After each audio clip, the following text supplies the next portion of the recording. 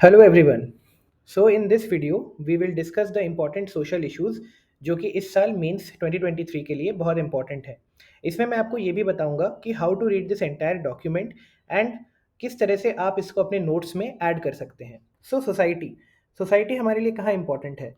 GS1 society जो हमारा topic है और GS2 में हमारा सोशल जस्टिस वाला portion. For these two you need to have a strong hold on the important topics. अभी देखिए, what comes under these topics? Very simple. The vulnerable section. कौन से है vulnerable section? Women, children और इसके अलावा person with disabilities. You can say SC, STs, OBCs who have faced just injustice throughout the centuries. इसके अलावा what we study in this? We study about health, we study about education, we study about poverty, we study about malnutrition, sanitation and so on.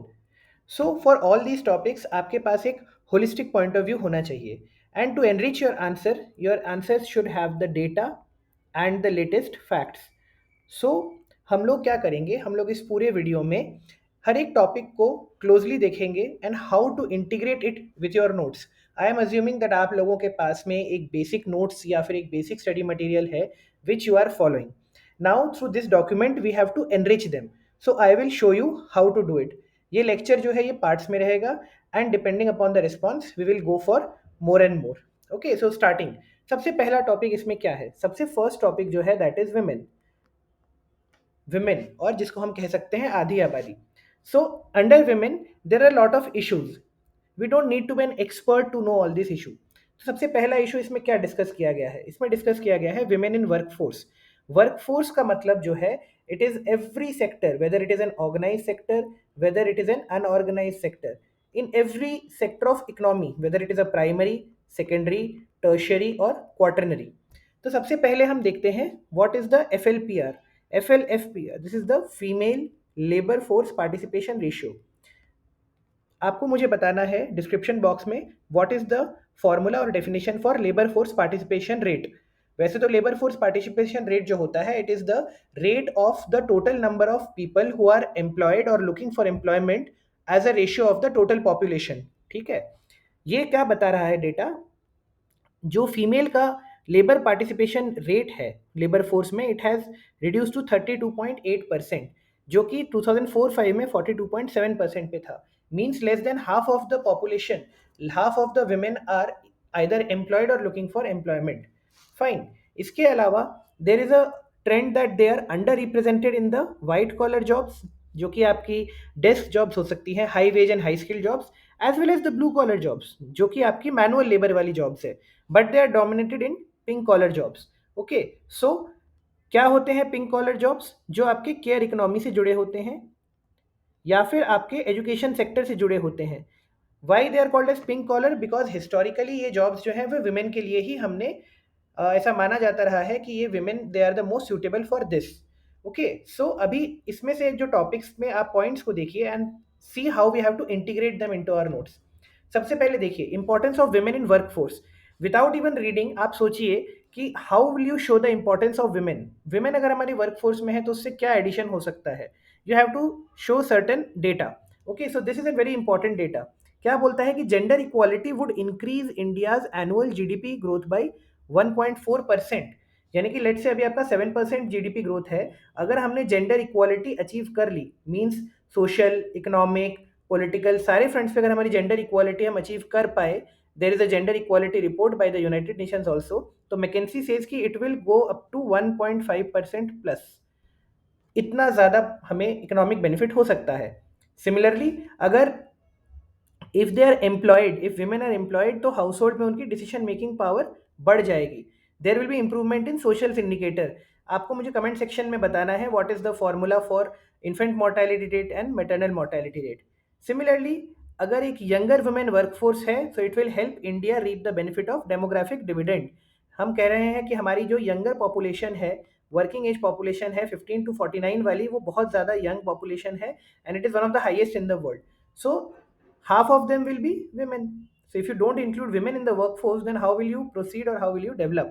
Okay, so this is the importance कि women को हमें क्यों include करना चाहिए। Plus कोई भी GS में आप आंसर लिखते हैं, you should remember all the SDGs and use them suitably. So SDG 1 सबको पता है, नो पॉवर्टी होता है, एंड सबसे इंपॉर्टेंट SDG जो हमें अपने आंसर्स में हमेशा रिफ्लेक्ट कर सकता है, that is SDG 5 which talks about the gender equality. ठीक है, चलिए अब हम चलते हैं कि वाई दिस इज देयर, इतना कम पार्टिसिपेशन क्यों है विमेन का लेबर फोर्स में. जस्ट थिंक, क्यों? क्योंकि we have burden them with family responsibilities and social norms, की घर का काम होगा तो विमेन ही करेंगी, and they are also discouraged कि जैसे जैसे हाउस होल्ड इनकम अगर बढ़ता है तो देन वी से कि भाई why do you want to go ahead and work outside, so that is a discouragement for them. Similarly there is a lack of opportunity. ठीक है, क्योंकि फीमेल जो होती हैं they get less training, vocational and technical training compare to men. So less skill for their, skill for technical work जो है वो कम हो जाएगा, so they will get lesser opportunity. तो wage disparities also there. World inequality report, this is a very important figure. World Inequality Report and Global Gender Gap Report. You have to tell me who brings out the Global Gender Gap Report. India has ranked 135. What are the parameters? आप देख लीजिएगा. Social parameters हैं, economical parameters है, political equality की बात करता है, representation. India is very poor in that. And ये हम सबको ही पता है कि gender based discrimination at work place तो है ही. लो वेजेस है, सेक्सुअल हरासमेंट होता है, जिसके लिए गवर्नमेंट ने एक POSH एक्ट, विशाखा गाइडलाइंस जिसको हम बोलते हैं, जिसके बेसिस पे गवर्नमेंट ने prevention of sexual harassment act भी पास किया है. This is a very important point, dimension जो आप एग्जाम में भूल सकते हैं, कि digital divide. Only 35% of the women use internet, so there is a digital inequality. Digital inequality, social inequality तो है ही, then there is a political inequality, जिसमें आपको कोट करना पड़ेगा हमारे political figure. Similarly there is a economic inequality and there is a digital inequality also. This figure has to be kept in mind. Okay, अब हमने problem बता दी कि क्यों हो रहा है. अब प्रॉब्लम बता दी तो आपके सोल्यूशन हमेशा देखिए दो तरह के होते हैं. एक तो जो steps already government has taken, and way forward जो हमें और करना है फ्यूचर में. Using this template you can solve और give answer to any type of a problem statement और any type of a question. Okay, initiatives to promote women in workforce. So क्या क्या बेनिफिट्स हैं, देखिए शॉर्ट में हम पढ़ते हैं, आपको ऑलरेडी पता होगा. मेटर्निटी बेनिफिट एक्ट जो है, जिससे कि मदर को लीव मिलता है which is a paid maternity leave. पहले 12 वीक्स था, now it has been increase to 26 weeks. Okay, but it is limited to how many children, you have to tell me in the comment section. Similarly occupation safety and health जो code है, जो latest government of India code लेकर आई है, इसमें women को night work करने के लिए भी परमिशन या फिर एनकरेजमेंट दी गई है. सिमिलरली कोड ऑन वेजेस जो है ये प्रोहिबिशन करता है डिस्क्रिमिनेशन का on the grounds of sex. यहाँ पर आपको DPSP का एक रेलिवेंट आर्टिकल पता होना चाहिए, which you have to tell me that which encourages equal wage for equal work irrespective of the gender. Then आपको जो हमने यहाँ पे प्रॉब्लम बताई है तो उसी का सोल्यूशन बताना है कि अगर वुमेन की स्किल कम है तो उनका स्किल अपग्रेडेशन करना है, ITIs में उनको पार्ट देना है. Okay, similarly there is a mission शक्ति. इट्स एन अम्ब्रेला स्कीम जिसमें सारी स्कीम्स आ जाती है जो भी वुमेन सेफ्टी, वुमेन सिक्योरिटी को लेके है. जैसा कि हमने डिस्कस किया, सेक्सुअल हरासमेंट का प्रॉब्लम है तो उसके लिए हमारा सोल्यूशन क्या है, POSH act. But POSH act 2013 में आया था, इससे पहले विशाखा गाइडलाइंस थी, Vishakha versus the state of Rajasthan. Vishakha guidelines थी which was given by the Honorable Supreme Court. Okay, you have to tell me what are the clauses. Then G20 की हम बात करते हैं. G20 के भी एक अलायंस है. This is a very important year of G20. So G20 has come up with the G20 empower and way forward. Okay, way forward में क्या क्या आ जाएगा, देखिए ये सब तो हम कर चुके हैं. अब हमें क्या करना पड़ेगा, there is a labour market information system. This sound होना चाहिए, क्यों? तो कि जो पॉलिसीज है they should be kept in mind the ground realities. Means policies ऐसी होनी चाहिए कि women should also get an equal participation. आप इंसेंटिव्स ऑफर कर सकते हैं बेटर पे के रिस्पेक्ट में, better training, better skills. Okay, then this is a keyword जो आपको अपने आंसर्स में जरूर यूज करना चाहिए, स्टेम.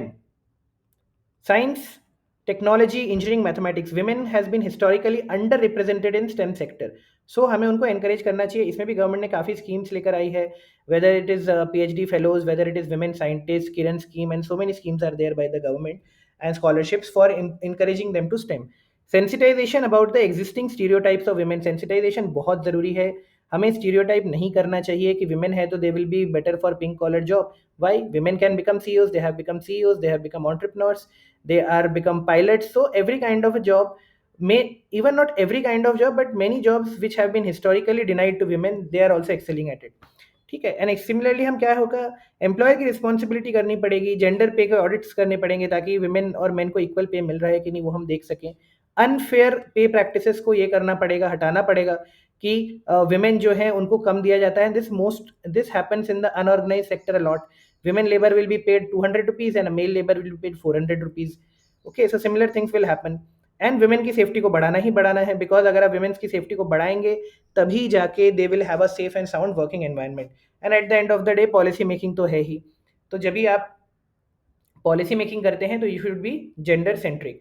तो अगर हम यहाँ पर देखें, so in this way we can tell कि yes these are the ways through which we can you know help the cause of women and improve their participation in the labor force. So अभी what happened is we went through a topic. Okay, so मैं आपको सिर्फ ये एक topic के लिए करके बता रहा हूँ, लेटर टॉपिक्स में I will not do this. So now I will tell you कि अगर मुझे इसका नोट्स बनाना होता, so how would I would done it. देखिए, so I have added a new page, ठीक है। फिजिकल नोट्स आप बना सकते हैं, दैट विल। सो अब मैं आपको बताता हूँ कि अगर मुझे इसके नोट्स बनाने होते अपने उसमें, तो how would I have done it. सबसे पहले मैं क्या करता, I would have notes on women. Women is a vulnerable section, okay. So सबसे पहले आपको इसके चैलेंजेस देखने पड़ेंगे, ठीक है। So there will be a tab on challenges. अभी चैलेंजेस में अभी हमने जो चैलेंज डिस्कस किया that is low labour force participation rate, ठीक है। ये हमने चैलेंज, प्रॉब्लम क्या है वो बता दी। अभी इसके reasons, what are the reasons जो हमने अभी डिस्कस किए कि there is a unsafe work environment, ठीक है। देर आर फैमिली और you can say the societal barriers are there. आप सोचिए, ब्रेनस्टॉर्म करिए, these are not so difficult points, only thing is you have to integrate it with the data. ये आपको mug up करना पड़ेगा, प्रैक्टिस करना पड़ेगा, डेटा एंड फैक्ट्स, ठीक है। जितने हो सके उतने मगअप कर सकते हैं, उतना आप याद रख सकते हैं, because if you remember like अगर आपको 10 पता है तो वहाँ पर आप सूटेबली 4 या 5 ही आप, with my experience I can say this, आप वहाँ पे इतना ही कर पाएंगे, ओके। सिमिलरली आपने रीजंस लिख दिए, देन आपने रीजंस बताए कि why the labour force participation rate is low. There is a discouragement, discouragement हो जाता है जब क्या हो जाता है, आपका फैमिली इनकम बढ़ जाता है, इस तरह से there are so many points that have been written. भैया आपने रीजंस बता दिए, ठीक है। रीजंस बता दिए तो उसके बाद में आपको ये भी बताना है कि आपका जो सोल्यूशंस हैं उसमें क्या है, ऑलरेडी गवर्नमेंट ने क्या स्टेप्स लिए हैं, ठीक है। इसमें आपने POSH गाइडलाइंस बता दी सेफ वर्क प्लेस के लिए। इसमें आपने वेरियस जो स्कीम्स है इक्वल पे इक्वल वर्क के लिए, ठीक है। इन दिस वे इसमें आपने जो कोड बिल्स अभी गवर्नमेंट ने OSH occupational safety health code bill को जो चेंज किया है, that you can tell there. उसके अलावा जो है, उसके बाद में हम लोग इसमें सोल्यूशंस हमने देख लिए, OSH हो गया, there is a code bill on wages, okay. So all these points you have to mention in your notes. फिर आपने सोल्यूशन में क्या, वे फॉरवर्ड, ठीक है। कैसे उनको स्किल ट्रेनिंग और देनी है, कैसे उनको और एम्पावर करना है, ठीक है। एंड रीजंस थे importance of women in the workforce, demographic dividend को रीप कर पाएंगे। देर इज़ अ डेटा जो मुझे अभी याद आया जस्ट कि 1.4% जो हमने पढ़ा था, GDP में एडिशनल इंक्रीज हो जाएगा अगर जेंडर इक्वालिटी हमने अचीव कर ली, ठीक है। और इसमें रीजंस में आप बता सकते हैं कि इंडिया ने कितना पुअर परफॉर्म किया है in gender equality report. So this is not a very complex topic, but आपके जो नोट्स हैं वो इस तरह से होने चाहिए, so that in any topic you should have a 250 words note, so you can cover all the dimensions की क्यों लो लेबर फोर्स पार्टिसिपेशन रेट है, अगर लो है तो हमें क्यों बढ़ाना है, इंपॉर्टेंस क्या है विमेन वर्क फोर्स का। फिर सोल्यूशंस को आप हमेशा से गवर्नमेंट स्टेप्स में इसको ये कर सकते हैं। फर्दर जो भी सोल्यूशन होता है उसमें आप इसको ऐसे डिवाइड कर सकते हैं कि इंस्टीट्यूशनल स्टेप्स क्या लिए हैं गवर्नमेंट ने, स्कीम्स क्या गवर्नमेंट लेकर आई है, कोई लॉ अगर गवर्नमेंट लेकर आई है, initiatives, schemes, laws, basically any institutional measure that government has taken, any you know improvement that government has taken, and हमेशा हमेशा there is a way forward. This is basically जो हो चुका है, दिस इज बेसिकली जो कर सकते हैं। In this framework if you start making your notes you will be able to do any question, ठीक है। So this exercise I am only doing for one topic. Next all these topics you have to do it for yourself. Okay. So चलिए move on करते हैं next topic पे। तो next topic जो है that is the permanent commission for women. Army navy air force में बहुत ज़्यादा ये था कि विमेन को परमानेंट कमीशन नहीं दिया जाता था in the main stream. So now permanent commission के बारे में देखिए, दिस इज, इस टॉपिक पे क्वेश्चन आएगा तो बहुत इंपॉर्टेंट क्वेश्चन हो सकता है, बट आपको जो है इसमें डेटा बहुत इंपॉर्टेंट है लिखने के लिए, ठीक है। सो हम सिंपली क्या करेंगे, इस टॉपिक को बहुत स्पीड में देखेंगे। सबसे पहले इसका डेफिनेशन आ गया, परमानेंट कमीशन होता क्या है। Permanent commission means a career in the armed forces till retirement, जब तक आप रिटायर नहीं होते। शॉर्ट सर्विस कमीशन में क्या होता है, आप 10 साल सर्विस करते हो और उसके बाद आपको 4 इयर्स बाद में जो है आपको एक ऑप्शन दिया जाता है फर्दर 4 इयर्स एक्सटेंशन का, and after that you are out. But अभी सुप्रीम कोर्ट का जो जजमेंट आया था उसके बाद में ये हो गया कि अब सेंटर ने डिसाइड किया कि permanent commission to women defence forces in all streams, whether it is supply corps, whether it is medical corps, whether it is all the corps, the government has now decided to give it the full permanent commission. तो ये सबसे important data है भाई।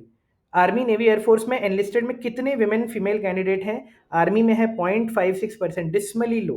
Air force में 1.08% and इसमें navy में है 6.5। तो देखिए मैं अगर इसको याद करूंगा तो simply I will remember, army में तो 0.5% है, एयरफोर्स में उसका ट्वाइस है 2%, और नेवी में इट इज 6.5%। नेवी में ज़्यादा है women workforce, sorry women officers.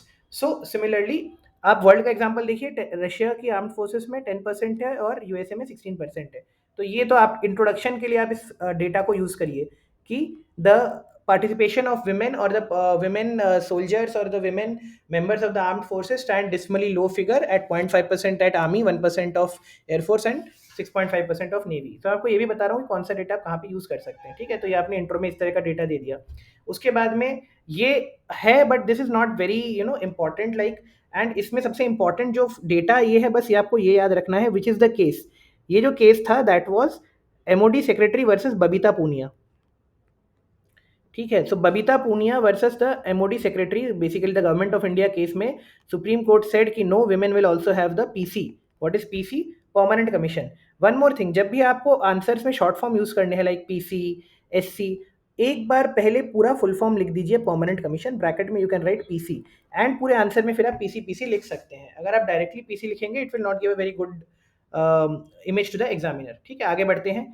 हमेशा हर चीज़ के प्रोज एंड कॉन्स होते हैं, तो दीज आर द आर्ग्यूमेंट्स कि भाई why we shall give, why we shall not give permanent commission to women, ठीक है। पहला क्या है, ये बहुत सारे हमारे पुराने आर्मी चीफ्स या बहुत लोगों ने बोला भी है कि विमेन लीडरशिप का अभी भी मेल सोल्जर्स में बहुत ही कम लो एक्सेप्टेंस है।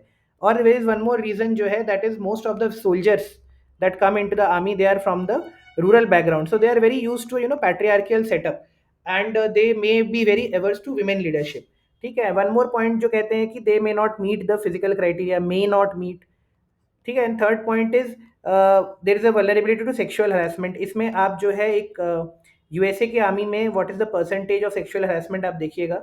लैक ऑफ फिजिकल इंफ्रास्ट्रक्चर, ये आपको बहुत छोटा पॉइंट लगता है, it's very important. There is not no separate toilet facilities and nothing for the women candidates और द सोल्जर्स, बिकॉज उस तरह से कभी सोचा ही नहीं गया है। So these are arguments which I think are very poor arguments, ठीक है। परमानेंट कमीशन टू विमेन के लिए प्लस पॉइंट्स क्या है, plus point in the sense what are the things which are going in favour of it. So इसमें यह है कि डिनाइल ऑफ परमानेंट कमीशन अगर आप कर रहे हो तो it is basically violating the right to equality, it is basically violating the right to equality. तो इसमें हमारा जो सबसे इम्पॉर्टेंट है कि हमारा आर्टिकल 14 जो है राइट टू इक्वालिटी, वो वायलेट हो रहा है, ठीक है। सिमिलरली ये भी एक पॉइंट बोला जाता है कि बहुत सारे सोल्जर्स हैं जो कि हिली एरियाज से होते हैं, ट्राइबल मार्शल ट्राइब से होते हैं, उनके लिए हाइट क्राइटेरिया जो है वो कम रखा जाता है, तो हम फिजिकल क्राइटेरिया को रिलैक्स कर सकते हैं। Then there is a point that merit should be the fundamental basis for induction and promotion at work place, मतलब मेरिट के हिसाब से प्रमोशन आप दीजिए, not basis of the gender. And higher ranks में आप विमेन को इक्वल ये दीजिए, लाइक कर्नल हो गया, ब्रिगेडियर हो गया, and these could be obtain only after 14 years of service, because अभी अगर परमानेंट कमीशन आप नहीं देंगे तो most of the women will be retiring from a major और lieutenant colonel rank, okay. And improved sex ratio अगर रहेगा तो जेंडर सेंसिटिवनेस आएगी, which is very important. Any organisation if it wants to succeed it should adopt gender sensitive policies. So if there is a women around, definitely a lot of consciousness will also develop. Not that the armed forces are unprofessional, they are very professional, but still if there is an improved sex ratio there will be more gender sensitiveness, and social status of women to improve hoga hi hoga. Imagine if we have so many women soldiers or working who are working or serving the country in forward capacities, then it automatically there will be a social status of women increase hoga. So many parents will have role model. So these are the arguments for granting permanent commission to women. And हमने pros and cons देख लिए, तो obviously there will be way ahead. तो way ahead में क्या हो जाएगा, सबसे पहले तो accommodating women centric needs, realistic ways होनी चाहिए, मतलब अगर वुमेन जो है, ये भी एक पॉइंट नेगेटिव में मींस अगेंस्ट में जाता है कि if you employ women they will go for maternity leave and then they will so much time they will be unavailable, so there should be a women centric need. So way ahead, जैसे कि हम देख ही रहे हैं कि सबसे पहले तो आपको वुमेन सेंट्रिक अकोमोडेशन जो है मींस वुमेन सेंट्रिक नीड्स आपको रियलाइज़ करनी पड़ेगी। अगर उनको मैटरनिटी लीव भी दी जाती है, जो कि उन्हें देनी ही होगी अगर वो परमानेंट कमीशन में, so that you should have a mechanism that whenever they come back they should have a realistic way to again join back. Combat wings, ये बहुत इंपॉर्टेंट है। अभी भी जो मेन विंग्स ओपन है they are the supporting roles, combat wings को open करना पड़ेगा। और उसके अलावा मिलिट्री को lucrative in the sense they should have enough fulfillment after doing this service economically also. And Sainik schools का यू मे ऑल नो, वहाँ पर एडिक्वेट पर्सनैलिटी अपॉर्चुनिटीज आपको दी जाती है गर्ल्स के लिए, training and to overcome them the physical barriers. ये way ahead है। इसके अलावा मैं एक पॉइंट इसमें और ऐड करूँगा, you should learn the best practices like we can have the permanent और you can say the compulsory military service, जो कि आपको पता होगा it's in many countries such as Israel where women and men both serve in the military. Similarly, we can learn the best practices for women in the combat roles also from USA, from Russia, and from other advanced technology, so other advanced nations. Okay, so इस तरह से हमने दो important topics cover किए। Moving on to the next topic, हमने पहले ही कहा था भाई women का STEM में बड़ा कम योगदान है। तो what is STEM? We know science technology engineering mathematics. क्या रिलेवेंस है भाई? नॉर्मल सी बात है, अगर आप साइंस टेक्नोलॉजी इंजीनियरिंग मैथमेटिक्स को प्रमोट करोगे तो critical thinking, social mobility. What is social mobility? Lower strata से अपर स्ट्रेटा में लोग जब मूव कर जाते हैं। Economic productivity means basically social economic and critical thinking हो जाएगा। There is an development, innovation and R&D को बढ़ावा मिलेगा। इनोवेशन एंड R&D को बढ़ावा मिलेगा। ठीक है, ये डेटा अब सबसे इंपॉर्टेंट इस पूरे PDF में data. What is this data? Globally only 18% girls are in tertiary education. ठीक है, प्राइमरी हो गया, सेकेंडरी टर्शियरी एजुकेशन जो कि स्टेम को परस्यू कर रहे हैं। 35% बॉयज़ परस्यू करते हैं और only 18% ladies, means half of the number of boys are pursuing STEM. India की अगर हम बात करें, विमेन रिसर्चर्स ओवरऑल 18% है, जिसके अंदर इंजीनियरिंग एंड टेक्नोलॉजी में हाईली स्क्यूड है 14%। नेचुरल साइंसेज एंड एग्रीकल्चर में 22% है और हेल्थ साइंसेज में अप्रॉक्सीमेटली 24% है। ये बात हो रही है out of total researchers in India. out of total researchers in India, so you can say out of total researchers in India only 18% are female और 18% are women, जिसमें इंजीनियरिंग एंड टेक्नोलॉजी में 14% है, हेल्थ साइंस में थोड़ा ज़्यादा है and agriculture में 22% है। So it is, you can से on an average it is approximately 20%। Only 1 in 5 PhD student is women, so there is a inequality जिसकी हम बार बार बात करें। there is a gender inequality in STEM और you can say in the R&D sector। क्यों ऐसे हो रहा है? What is the main reasons behind it? देखिए, डुअल रोल सिंड्रोम।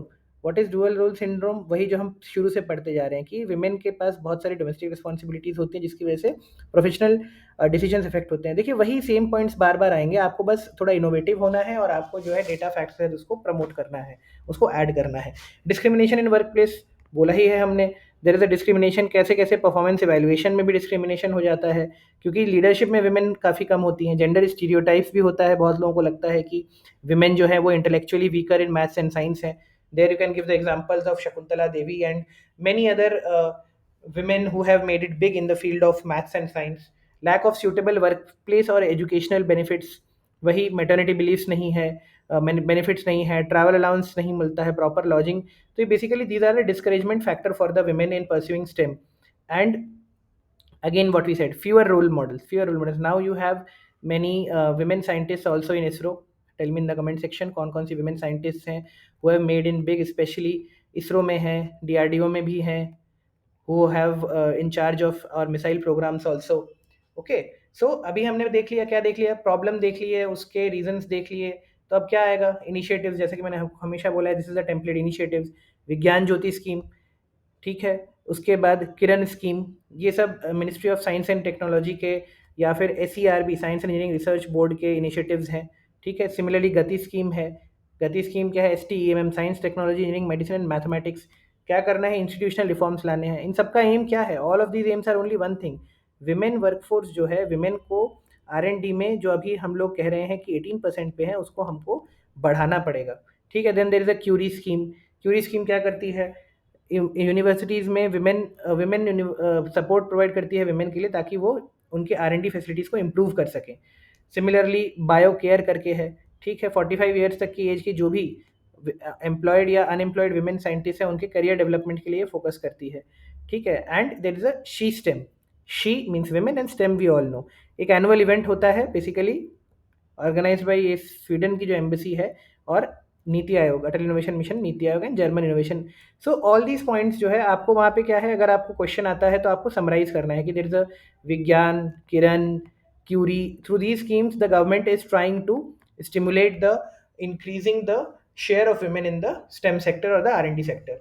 ठीक है, उसके बाद वे अहेड में देखिए, हमने कहा था हमेशा एक इनिशिएटिव्स आएगा, एक वे अहेड आएगा। वे अहेड में क्या किया आ जाएगा, कॉन्फिडेंस गैप कम करना है, क्लोज करना है रादर।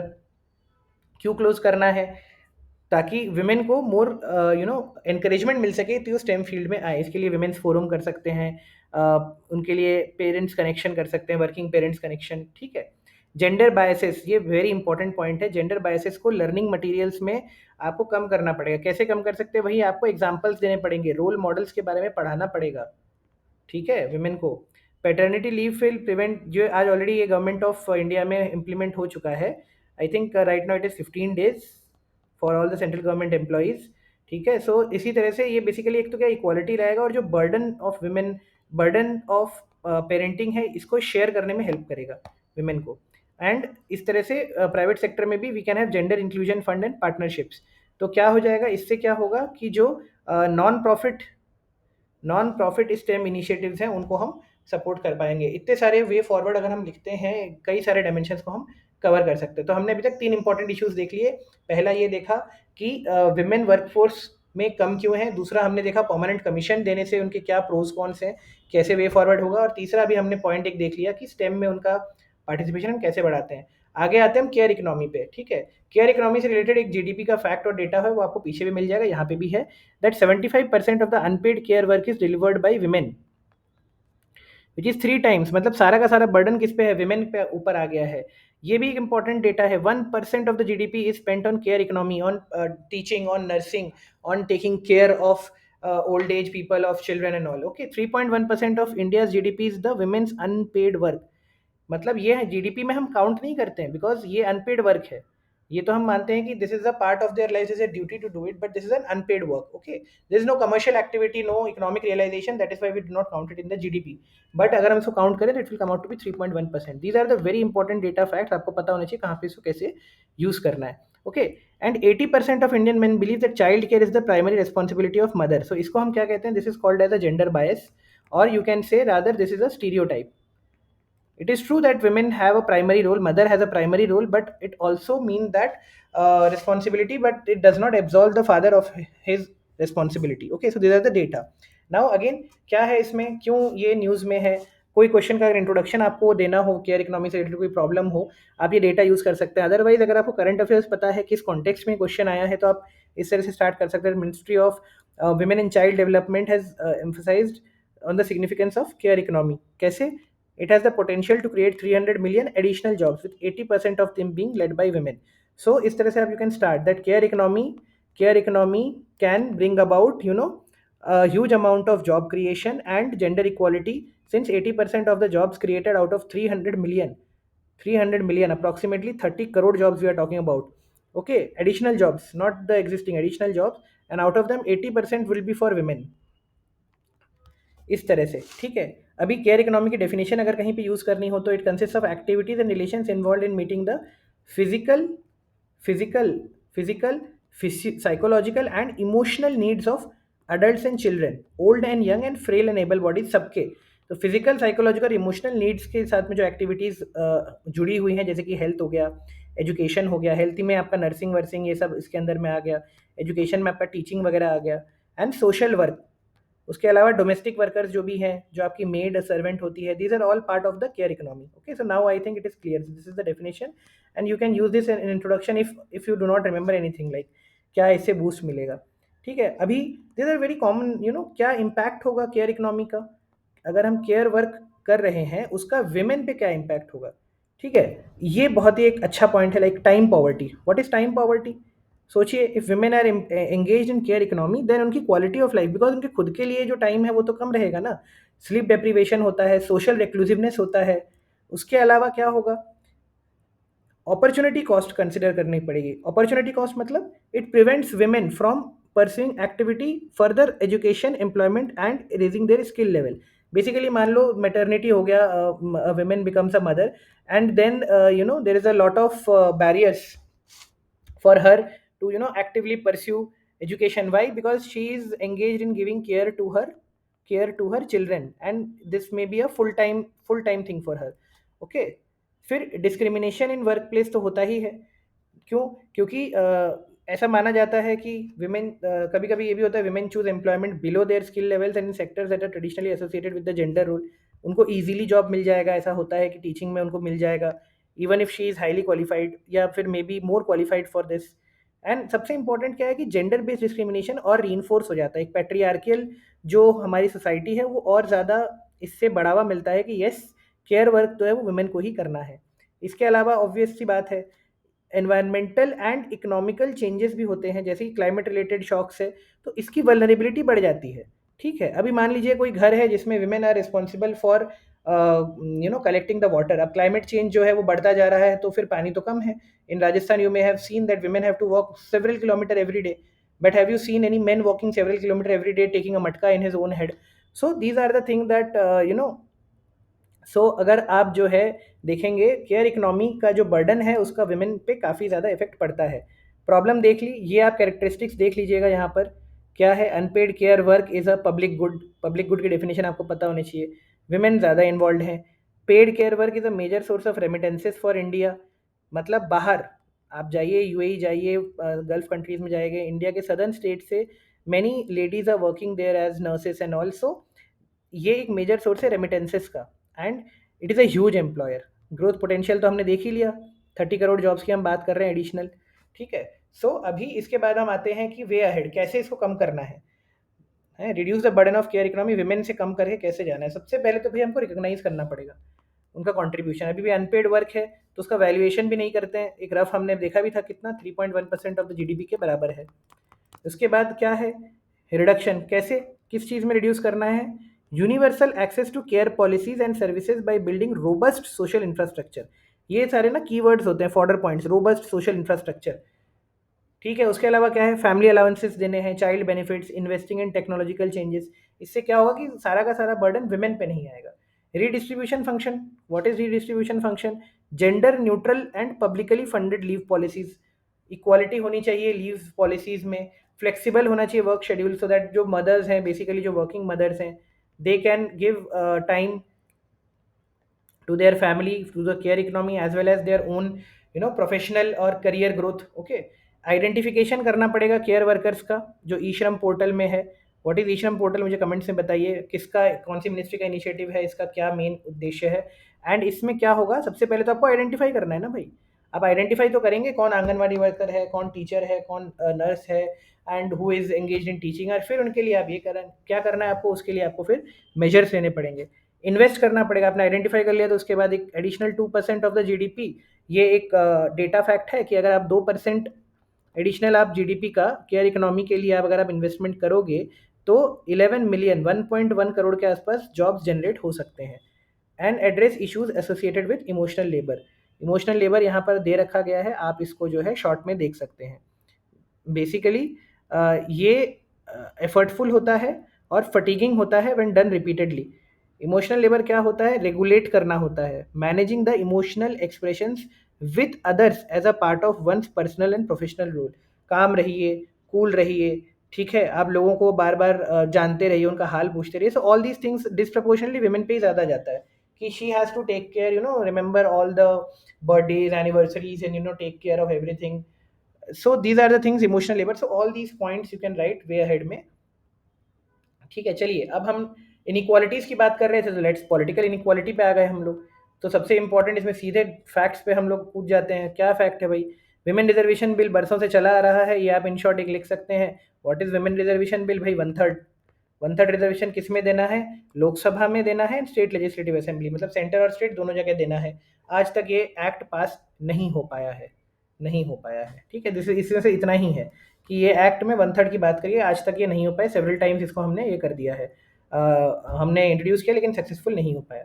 फिर आता है आर्ग्यूमेंट सपोर्टिंग द बिल, क्यों होना चाहिए भाई? पॉलिटिकल एम्पावरमेंट तो करना पड़ेगा, क्योंकि अगर डिस्क्रिमिनेशन हो रहा है, विमेन के साथ इनक्वालिटी हो रही है, तो who better than women to represent them in the highest forums of decision making.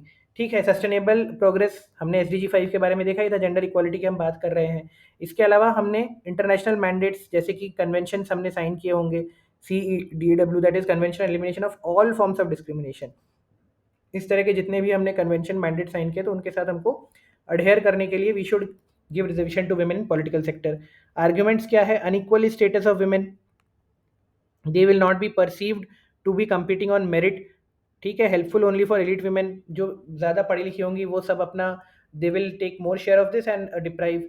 Proxy culture, ये सरपंच पति वाला कॉन्सेप्ट, अगर आपने पंचायत सीरीज देखी होगी तो आपको पता होगा सरपंच पति का कॉन्सेप्ट क्या होता है। Because in there is 33% of reservation for women in the rural local bodies और द पंचायत इलेक्शंस। एंड जो लार्जर रिफॉर्म्स है, बेसिकली क्रिमिनलाइजेशन ऑफ पॉलिटिक्स ऐसा कहते हैं, जो इनर पार्टी डेमोक्रेसी, इनसे फोकस हटके basically people are saying that this will just be a paper legislation, कि आपने विमेन को दे दिया 33% एंड उसको जस्ट पूरा करने के लिए parties are fielding candidates and it will be cornered by few elite ladies rather than giving it to the masses. Constraint क्या क्या है, क्यों नहीं विमेन आ पाती ज़्यादा पॉलिटिक्स में? भाई इकोनॉमिक डिपेंडेंसी है on the male counterparts, patriarchal values है, पॉलिटिक्स क्रिमिनलाइजेशन इतना ज़्यादा है कि it will is very uncordial for women. गालियाँ दे रहे हैं लोग, मर्डर हो रहे हैं, people are they have been charge with rape and very serious offences. Lack of education and awareness नहीं है, लैक ऑफ फैमिली सपोर्ट है, एंड इसमें एक और चीज़ है, एंट्री बैरियर। आप इतना ईजी नहीं है from a ground level worker to rise to the top, there is a lot of inner party democracy की कमी है। ठीक है, करंट स्टेटस क्या है? आज अगर हम टोटल ऐड भी कर लें, parliament and most legislature, it is less than even 15%। आपको ये स्टेटस जो है, you have to update it with the latest, जो अभी वाली जो लोकसभा चल रही है उसका स्टेटस आपको अपडेट करना है अपने नोट्स में। ठीक है, एंड हम लोग जो है 135 जगह रैंक करते हैं, किसमें? वर्ल्ड इकोनॉमिक फोरम का जो फ्लैगशिप है ग्लोबल जेंडर गैप रिपोर्ट में। उसका one of the main reason है हमारा political inequality, we don't have enough women legislator और रिप्रेजेंटेटर्स। प्रॉब्लम बता दी, कंस्ट्रेंट्स बता दिए, चलो अब वे अहेड देखते हैं क्या होगा। वे अहेड पॉलिटिकल कमिटमेंट चाहिए, किस चीज़ के लिए? आपको ये 33% पास कराने के लिए पॉलिटिकल कमिटमेंट चाहिए, irrespective of any party. Change in the male dominated value system, value system आप चेंज कर पाए तो फिर तो everything will change. Awareness and leadership development programme for women, ये जनरली पार्लियामेंट की जितनी भी प्राइड करके एक बॉडी है और स्टेट लेजिस्लेचर की बॉडीज़ है, ये बेसिकली डेवलपमेंटल प्रोग्राम ऑर्गेनाइज करती है फॉर विमेन लीडर। जैसे कि नए सरपंच हो गए, नए ब्लॉक लेवल के लीडर्स हो गए, उनके लिए they organise these awareness and leadership development programme and ensuring reservation within political parties. ये जो सबसे बड़ा एक मेन पॉइंट है कि भाई इनर पार्टी डेमोक्रेसी क्यों नहीं है, why you do not keep 33% post inside, कि भाई we will have out of 10 spokesperson we will 3 will be women, out of 5 state presidents at least 2 will be women. अगर आपने इनर पार्टी डेमोक्रेसी बढ़ा दी तो instead of burdening the legislature with a mandatory provision, you yourself can bring out women leaders. So ये एक critical point है विच आई feel is a very valid point. Okay, so ये हो गया। अब हम आते हैं सरपंच पति, ये इतना important concept I don't think it is that important. ठीक है, इसमें बस ये ऑलरेडी एक ये है, इसमें पॉइंट क्यों न्यूज़ में रहा है, एक स्टैंडिंग कमेटी भी पार्लियामेंट की थी रूरल डेवलपमेंट वाली, उसने ये बोला है कि recommended for empowering elected women to remove sarpanch पतिज। ठीक है, तो उन्होंने क्या रिकमेंडेशन दिए हैं? वो ये कह रहे हैं वही जो अभी जस्ट हमने पढ़ा, ट्रेनिंग एंड कैपेसिटी बिल्डिंग कराइए। किसका? विमेन रिप्रेजेंटेटिव्स का, ताकि वो अपने पति पे डिपेंड ना रहे, जो कि बेसिकली प्रॉक्सी होते हैं, उनके बेसिस पे वही सारे डिसीजन लेते हैं। फाइनेंशियल एम्पावरमेंट करिए विमेन का, ताकि वो अपने इंडिपेंडेंट डिसीजंस ले सके। ठीक है, सबसे पहले ये पॉइंट्स आपको पता होने चाहिए। क्या? 73rd कॉन्स्टिट्यूशनल अमेंडमेंट एक्ट क्या बोलता है भाई? दैट इज 1/3 सीट्स जो है पीआरआईज में वो रिजर्व होनी चाहिए। Article 243, you can write this thing, article 243D, it will be a great booster. ठीक है, सिमिलरली यहाँ पे बहुत सारे स्टेट्स हैं, Bihar, Kerala, they have even 50% reservation for women among members and sarpanches. And there is a report, women and men in India report, वो क्या कहता है? Out of 31.8 lakh ER, what is ER? Elected representatives, 14.5 lakh, almost 46%, आधा तो women representatives ही हैं, ठीक है। And इसमें एक और पॉइंट ये है कि अभी हमने पढ़ा ग्लोबल जेंडर गैप रिपोर्ट पे हम लोग नीचे हैं, तो भाई for the what you have to do, you have to increase the participation of women. Problem अभी हम ऑलरेडी डिस्कस कर चुके हैं, फाइनेंशियल लिटरेसी कम है, डिजिटल लिटरेसी कम है, इन्फॉर्मेशन नहीं है, मैनेजरियल एक्सपीरियंस की कमी है, सोशल बैरियर्स हम बोल चुके हैं, सोशल बैरियर्स है। तो कैसे एम्पावर करोगे, एटीट्यूड चेंज करना पड़ेगा, ठीक है, special efforts to facilitate their onboarding. And अगर उनको अपने राइट्स का नहीं पता है तो ये देखिए, ये कीवर्ड है, आपको पता होगा, use it anywhere as a way ahead. IEC, information education and communication. कोई भी स्कीम का वे अहेड है, किसी को बढ़ावा देना है तो आपको इन्फॉर्म करना पड़ेगा, विमेन को बताना पड़ेगा कि भाई there is a provision 1/3। Then आपको एजुकेट करना पड़ेगा कि भाई आपकी पावर्स क्या क्या है। कम्युनिकेशन, आपको रीच करना पड़ेगा उनको कि भाई you have to do this, this is a provision in the constitution and you can do this like that. Fine, so moving ahead, अब हम आते हैं एक बहुत ही इंपॉर्टेंट पॉइंट पे, violence against women. We all know भाई कि women are facing so much violence. ये एक सिंपल डेफिनेशन है, आप चाहे तो पढ़ सकते हैं, आप खुद से भी कर सकते हैं। Gender based violence, gender based violence, ठीक है, which has resulted in physical, sexual और मेंटल हार्म और suffering to women and girl, ठीक है। इसको एक शॉर्ट फॉर्म में लिख दिया, VAW, वायलेंस अगेंस्ट वुमेन, ठीक है। क्या इसमें फैक्टर्स हो सकते हैं? सिंपल सी बात है, इंडिविजुअल फैक्टर, भाई आपने ड्रग्स ले लिए, पति मारपीट करता है, अल्कोहल दारू पीता है, मिसोजिनी है, हेट अगेंस्ट वुमेन बचपन से ही it has been perpetrated into your mind. Community factor तो सबसे इंपॉर्टेंट है ही भाई, पैट्रियार्कल सोसाइटी है स्टिल हमारी, पॉवर्टी एंड अनएम्प्लॉयमेंट ज़्यादा है, तो पॉवर्टी एंड अनएम्प्लॉयमेंट ज़्यादा है तो उसका बर्डन किसको सबसे ज़्यादा भुगतना पड़ता है? That is women. Lack of presence of women in public space में कम वुमेन है। Popular culture promoting toxic masculinity, हमेशा वुमेन को जो है एक ग्लैमरस और इस रोल में दिखाया जाता है। मार्जिनलाइजेशन हमेशा ही हुआ है। 16.3% वुमेन ये हुआ है, this is an NCRB data, I believe this is an NCRB data, violence against women increase हुआ है। And there is something called as silent pandemic. आप मुझे बताएंगे कमेंट बॉक्स में what is silent pandemic. Challenges क्या क्या हैं, क्यों हम नहीं रोक पा रहे हैं चैलेंजेस? सिंपल सी बात है भाई, ये आपके जो पॉइंट्स हैं, these are very common whenever you are failing to tackle any particular crime. भाई judiciary is overburden, conviction rate बहुत ही पुअर है। आप जाके देखिएगा, NCRB की रिपोर्ट है क्राइम्स इन इंडिया, उसमें रेप का कितना है, मर्डर का कितना है। एम्बिग्विटी है लॉ में, CRPC IPC में, जिसका मिसयूज करते रहते हैं। पुलिस फोर्स में एपैथी है, they are not sensitive towards women victims और इजीली उनका FIR नहीं दर्ज करते हैं। सिमिलरली हेल्थ केयर वर्कर्स की भी एपैथी है। फीमेल वर्क पुलिस फोर्स में बहुत कम है। Under reporting of crimes, because maximum तो it is done by the known people.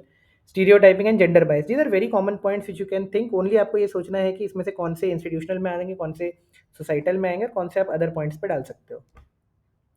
Way ahead, पता ही है, क्रिमिनल लॉ अमेंडमेंट एक्ट उसके बाद न्यू IT रूल्स हमने दिए हैं, प्रोग्रेसिव सुप्रीम कोर्ट जजमेंट्स है कई सारे।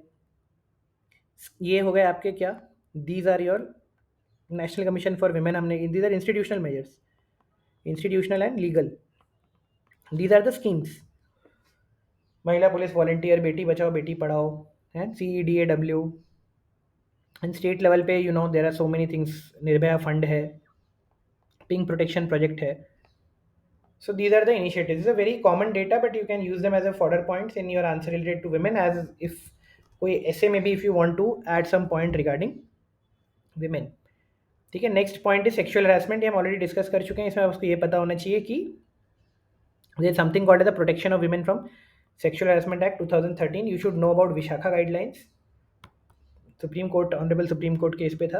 And there is something called as, किस तरह का सेक्सुअल हरासमेंट, क्विड प्रो को, मीन्स अगर आप सेक्सुअल फेवर्स किसी से ले रहे हैं, in turn if you give this sexual favour, then you will get this much of benefit, you will get a promotion or a raise, which is very common in the corporate sector, or even I have seen it in a lot of places. Okay, so there's a hostile work environment, unruly behaviour होता है, गाली गलौज कर रहे हैं, physical, verbal, non verbal, visual. So these are the different type of harassment that a women are facing at workplace.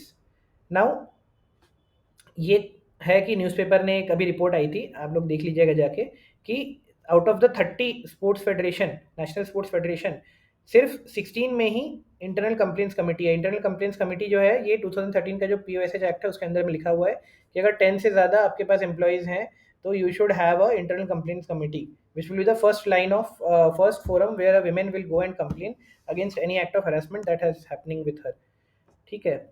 ये आप impact है लॉजिकली पढ़ लीजिएगा, इंडिविजुअल मतलब विमेन पे क्या होगा, साइकोलॉजिकल इफेक्ट्स आएंगे, प्रोफेशनल लॉसेस होगी, बिकॉज स्ट्रेस रिलेटेड होगा, फिजिकल हो सकता है, मेंटल हो सकता है। एम्प्लॉयर एंड एंटरप्राइज, अगर आपके एम्प्लॉयज़ खुश नहीं है, women are not happy at work place, there will be low productivity, progress and innovation नहीं होगा, image of the company poor हो जाएगी। ठीक है, इसमें आप एग्जांपल बताएंगे मेरे को। एक वर्ल्ड का बहुत बड़ी कंपनी है जिसके यू नो सीईओ या एक पर्सन है जिनको हमने इंडाइट किया गया था कि he has been harassing and trapping women for long time.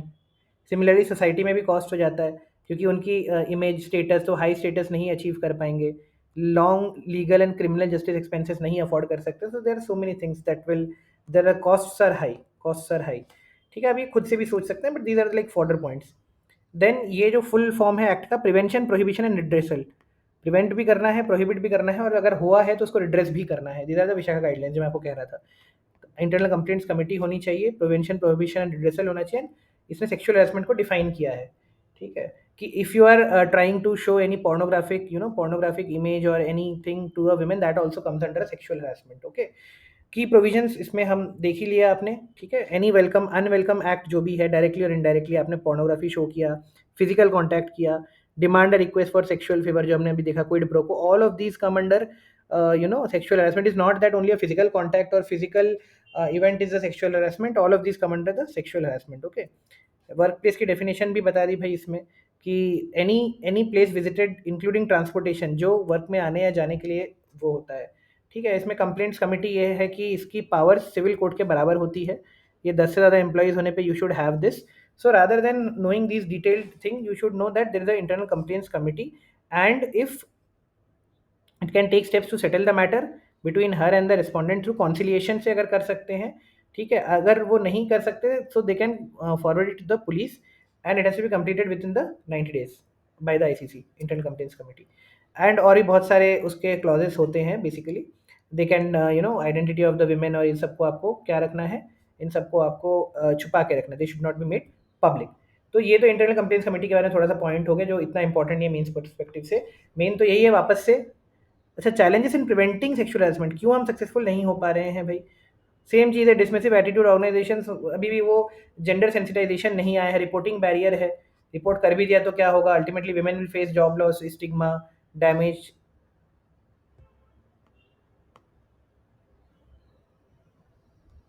reputation and all those things. Okay, and then there will be a shortcomings on the POSH Act। क्या क्या है, ये बहुत बड़ा पॉइंट है भाई। why not men, why only women are protected? it should be a gender neutral act, it should be a gender neutral act कि opposite gender से अगर आपको कोई भी harassment का हो तो you should be able to complain।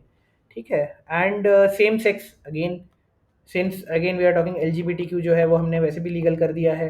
हमने थर्ड जेंडर को रिकॉग्नाइज किया है, तो सेम सेक्स वायलेंस भी हो सकता है। And service rules of company जो है, सर्विस रूल्स में very, so there should be a uniformity. Way ahead, zero tolerance policy, ICC सब जगह होना चाहिए, ग्रीवेंस रिड्रेसल मैकेनिज्म स्ट्रांग होना चाहिए, रेगुलर ट्रेनिंग होती रहनी चाहिए, और जेंडर न्यूट्रल लॉ बनाना चाहिए। बेसिकली जो आपके चैलेंजेस है वहीं से आपका वे अहेड आपका आएगा। ठीक है, Nirbhaya fund, this is a very like थोड़ा सा इतना ज़्यादा इंपॉर्टेंट मैं नहीं कहूँगा मेंस के लिए, बस इसमें ये पॉइंट था कि बहुत 70% ही हम यूटिलाइज कर पाए हैं।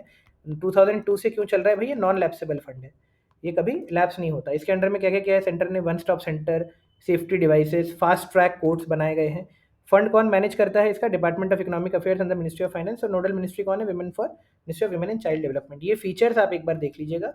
ठीक है, क्या क्या है, स्ट्रिक्ट प्राइवेसी है, कॉन्फिडेंशियलिटी है, CCTV footage, real time interventions है, बेसिकली टेक्नोलॉजी का यूज़ करना है, ऑल दोज थिंग्स।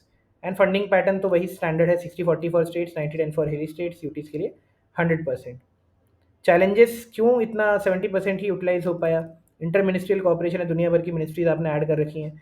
ठीक है, there is absence of proposal and women safety, बहुत सारी मिनिस्ट्रीज ने सीरियसली लिया ही नहीं है। एलोकेशन कम कर दिया है। ठीक है, संबल स्कीम क्या है आप मुझे बताएंगे, मिशन शक्ति के अंडर में हमने पढ़ा था, ओवर आर्चिंग स्कीम है, कम करते जा रहे हैं। इसमें वन स्टॉप सेंटर था, women helpline and Mahila police volunteers थे। ठीक है, लिमिटेशन इन डिज़ाइन है, inadequate fund, lack of transparency in expenditure, ये तो हर फंड का ही सबसे बड़ा इशू है।